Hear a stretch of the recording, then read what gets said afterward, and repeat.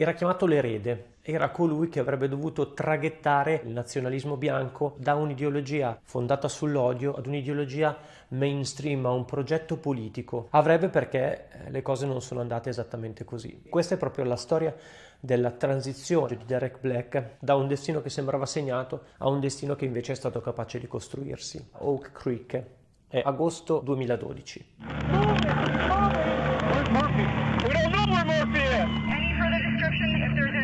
Shooter. Shot again. 5, I got someone walking out the driveway towards me.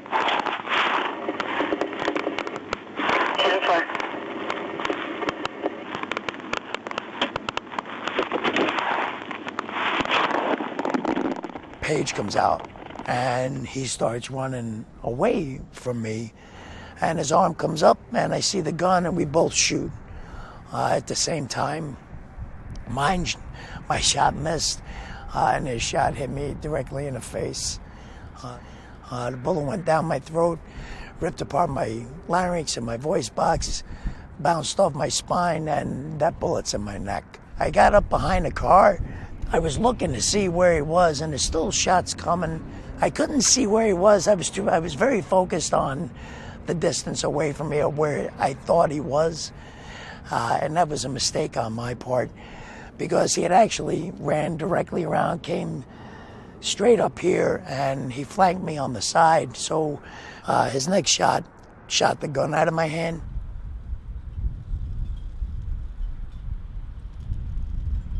But I was watching his face. There was no anger, no excitement, almost like he was doing business.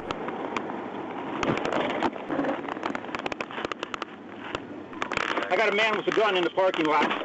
You wrecked their families. You destroyed the community. If you're going to leave your mark on the world or on society, is that the mark that you want to leave? You know, a real quick story about being a mayor when you have a mass shooting.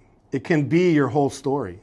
The simple fact is there's more white supremacists. For me, it's I have enough experience to make it worthwhile for somebody to I'm not going to let this tragedy define Oak Creek or our city. Our response is what's going to define us.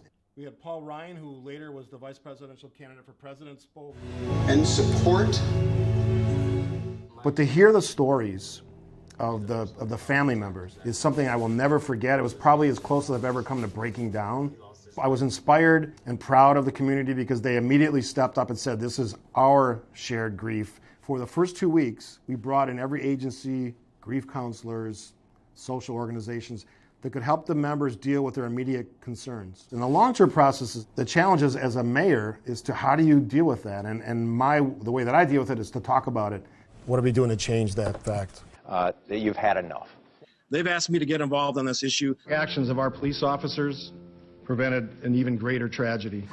We need people to engage in communities, and that's really where the changes will come. For me, the message is, although we look different, pray differently, act differently, the essence of what makes a person a human being is the same. We all have the same family issues. We all have the same conversations at the table. There's always things that come in that challenge that, whether it's someone writing a sign that says immigrants get out and hanging it in a grocery store, which happened, whether they write letters to me personally, which has also happened, saying, I don't like these people, get them out. There's hate out there. Ours was a hate crime, inspired by someone that didn't understand the group he was even targeting. He may have not even known who he was targeting. They just looked different.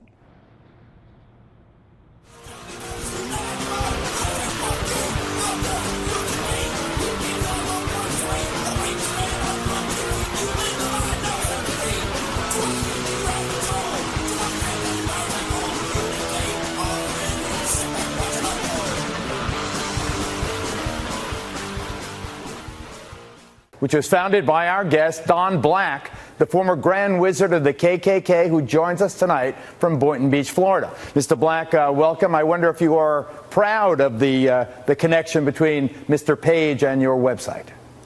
Well, of course not. And we're not a hate group any more than Hispanic or Black or Jewish organizations promoting their interests, their values. When I first heard the story break, I was thinking, and a culture and a civilization based on the work of the founders of this country and their descendants. And now we're seeing that people being destroyed, being genocided by forced assimilation, by bringing in tens of millions of third world immigrants. So we oppose that, but we certainly don't believe the solution is to go in and shoot up a temple. And of course that absolutely.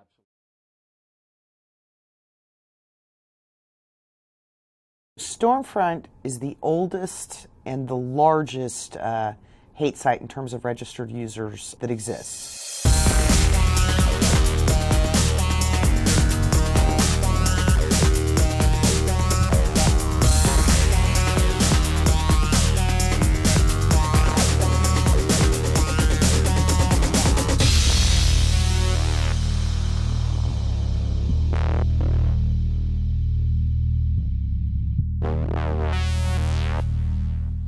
Don Black, the founder of Stormfront, began the site in 1995.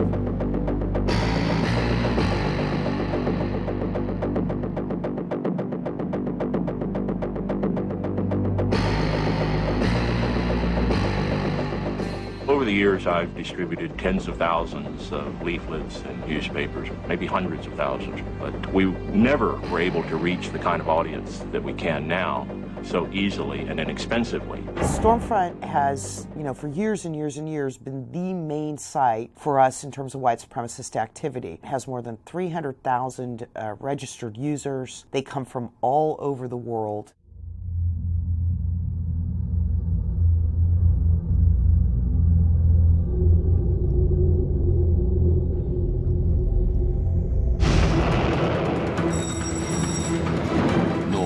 July 2011.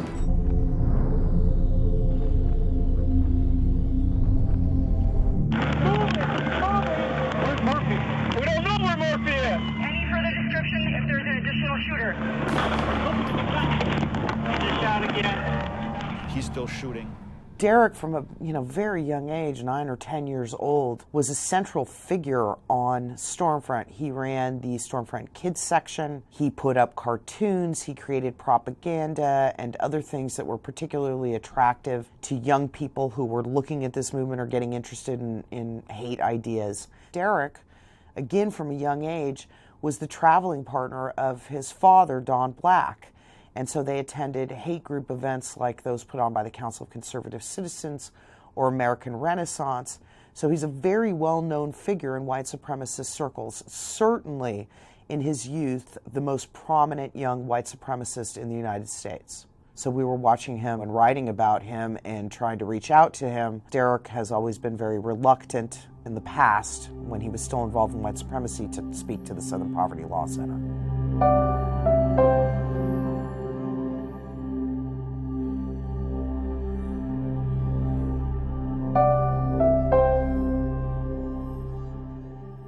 The leaving of the movement's not really surprising. What's surprising is Derek and who he represents and who he is, him leaving the movement. Most people, when they leave the white supremacist movement, they leave the movement, meaning the people. They dislike the conduct of other folks in the movement. It takes them a while to give up the ideas because they become a rooted part of these people's personalities. And so Derek went through a process of sort of almost deprogramming and having to create his own identity.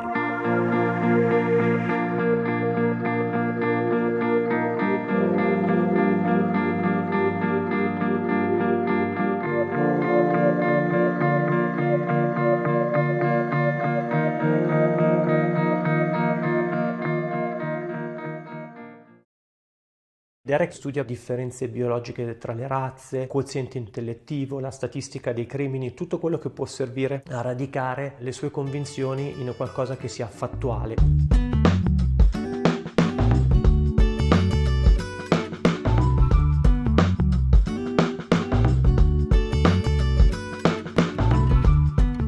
Nel linguaggio della supremazia bianca liberale è antitetico a tutti i valori del white nationalism. Non gli sembra evidentemente una buona idea dare pubblicità alle proprie convinzioni. I was wearing a kippah. He never made any disparaging remark about any racial or religious group. He used to sit outside and play the guitar sometimes, either sing along or at least enjoy the music, and we'd speak about sort of trivial topics, music, what we were studying in classes, that sort of thing. While we weren't good friends, we were definitely on friendly terms.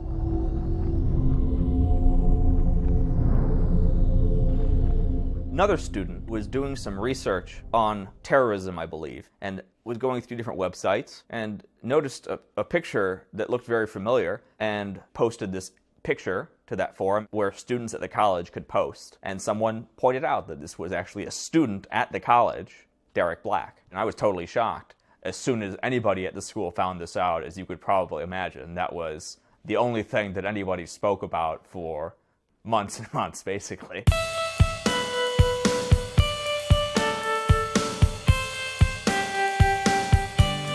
A significant portion of the school were very hostile to him when he returned. We yell at him, and people would do like mean things to him, and people would shout, curse, flip him the bird, that kind of things. He was basically a pariah. So here, this is what we call a kosher kiddush cup. It's used for the blessing on the wine on Friday night and also during Saturday, during basically right before the meals of the Sabbath, the Shabbat in Hebrew. Since I started at the college, I had been hosting Shabbat dinners on those Friday nights, for friends or anyone who wanted to come, really. Some were Jewish, many were not Jewish. Most people were not Jewish. So I decided to invite Derek. As far as I understand it, my invitation was the only one that he received upon returning. I thought that it was unlikely that Derek had had a lot of experiences, personal experiences, with people from groups that white nationalism despises. He would see what people really were, and not just caricatures that you read in the Protocols of the Elders of Zion or some sort of other source material for that kind of ideology. By inviting him over, I wasn't trying to confront him. In fact, I made a point that no one brought up the subject at all. If you are public about white supremacy, it's not hard to find people who will tell you that you're wrong, that you're evil. And I didn't think that one more of those chastisements was going to do the trick.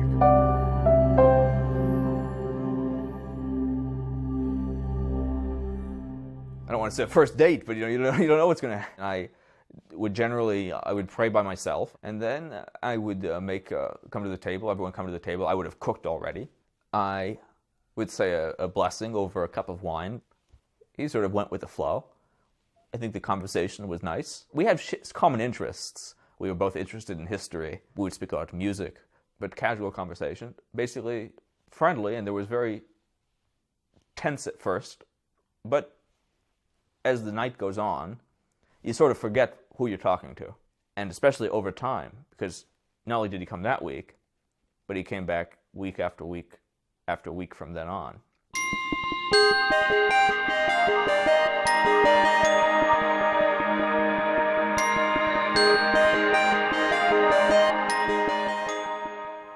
We have a very good relationship. He's